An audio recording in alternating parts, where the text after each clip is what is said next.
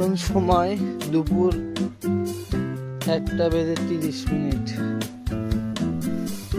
আজকের পরিবেশটা অনেক ভয়াবহ, প্রচন্ড গরম, বাতাসও নাই।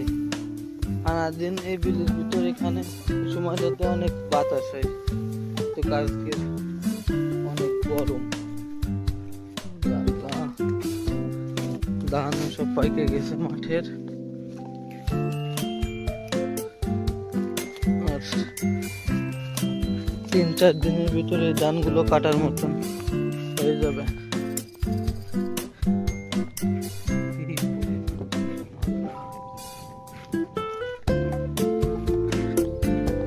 পরিবেশটা বাতাস হচ্ছে, তাও বাতাসে গরম